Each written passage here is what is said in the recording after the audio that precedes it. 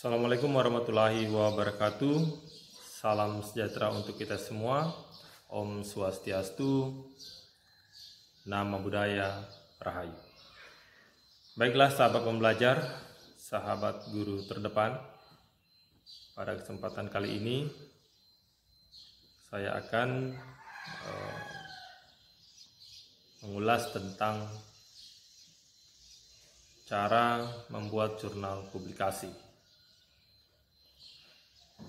Baiklah, sahabat pembelajar yang saat ini akan atau dalam rangka mempersiapkan diri, utamanya bagi mahasiswa di tingkat akhir, tentu tidak asing lagi yang namanya jurnal penelitian. Baiklah, jurnal itu seperti apa ya, sahabat pembelajar? Jurnal itu apakah bisa dikatakan sebuah buku? Ya. Nah, baiklah, jurnal penelitian itu merupakan sebuah karya ilmiah. Ya, jadi dia merupakan sebuah karya ilmiah. Nah, bagaimana cara membuat sebuah jurnal yang baik dan benar? Ya, tentu ini membutuhkan sebuah atau memiliki perspektif jawaban yang bermacam-macam perspektif, ya. Pandangan tentang jurnal yang baik dan benar. Pada kesempatan ini saya hanya mengulas ya, tentang cara yang mudah untuk membuat sebuah jurnal. Nah, begini sahabat pembelajar, dalam membuat sebuah jurnal penelitian, ya tentu pada dasarnya adalah dibutuhkan yang namanya data-data penelitian. Nah, itu yang penting.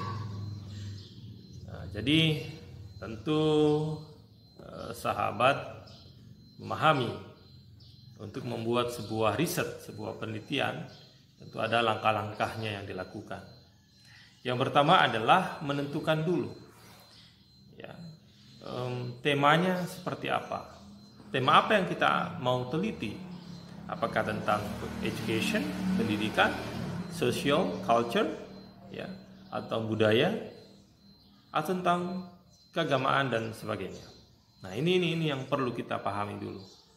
Nah, setelah kita memfokuskan tema apa yang kita akan teliti, karena pada akhirnya kita akan membuat sebuah jurnal, ya. Tujuannya adalah supaya kita mampu meringkas ya, isi daripada penelitian kita itu dengan cara-cara yang ilmiah. Nah, sehingga jadilah sebuah jurnal penelitian. Nah, menentukan tema, setelah itu baru kita apa masalahnya yang ada di sekitar kita.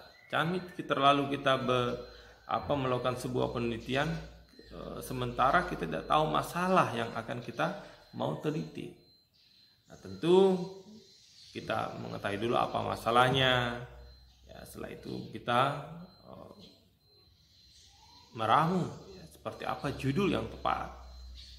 Karena dalam pembuatan judul harus juga yang efektif.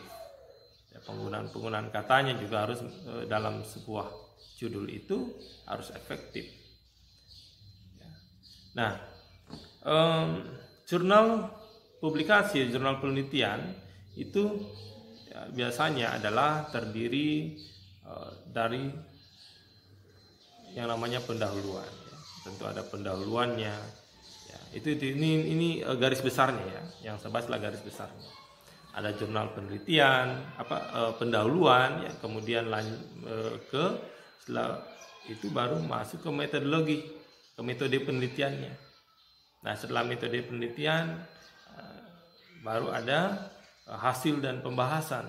Setelah itu baru kesimpulan. Jadi itu kerangka daripada jurnal. Nah, jadi inti permasalahannya adalah bagaimana dalam cara membuat jurnal penelitian. Ya tentu saya katakan tadi kita harus melakukan penelitian. Nah, bisa kita menggunakan penelitian-penelitian terdahulu, baik menggunakan referensi-referensi itu dalam bentuk kepustakaan. Bisa kita menggunakan itu. Ya, kita membuat sebuah jurnal di mana sumber datanya adalah dari referensi-referensi yang kita kaji. Itu boleh. Kemudian kita menggunakan field research, ya, penelitian lapangan juga boleh.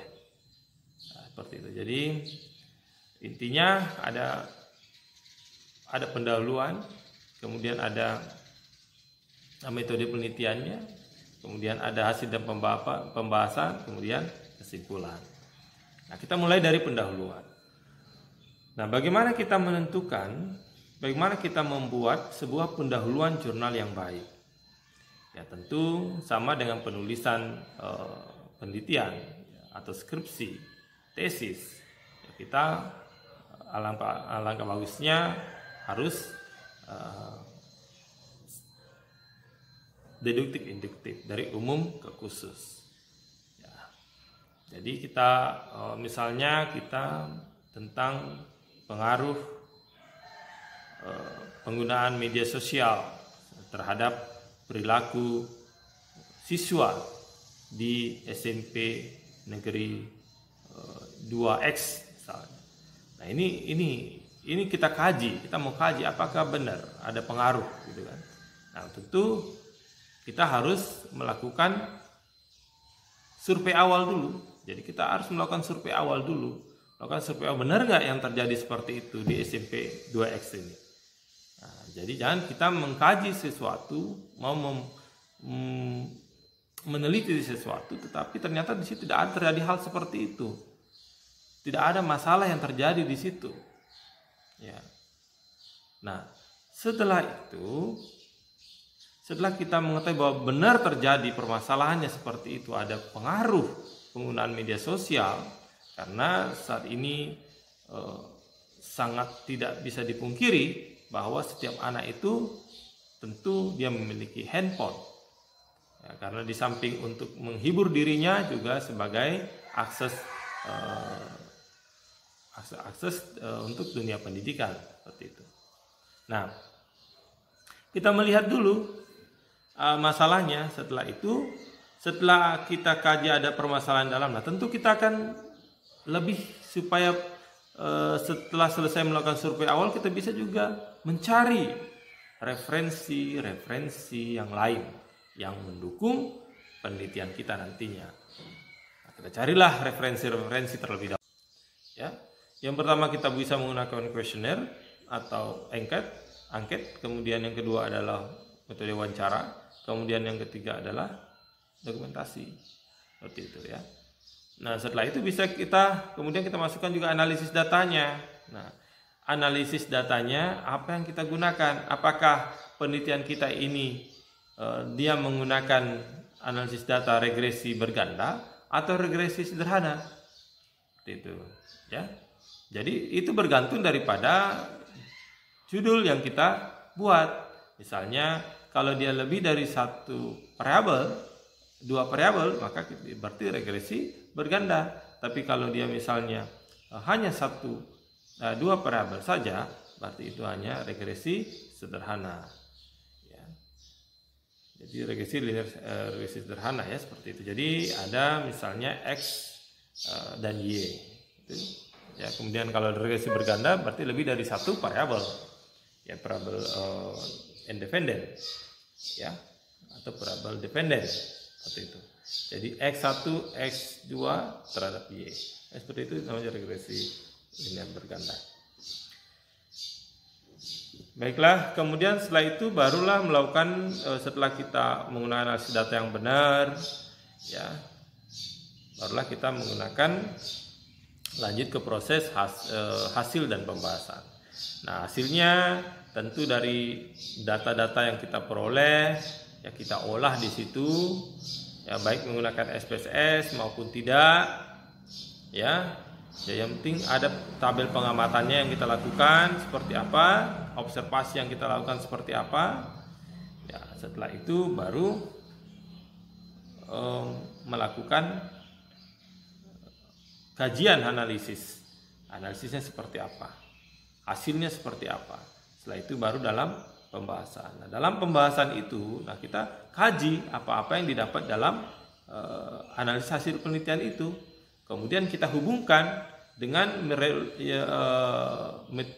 penelitian terdahulu yang relevan. Apakah ada teori yang sesuai dengan apa yang kita peroleh di lapangan atau tidak. Nah, kita jelaskan dengan bahasa kita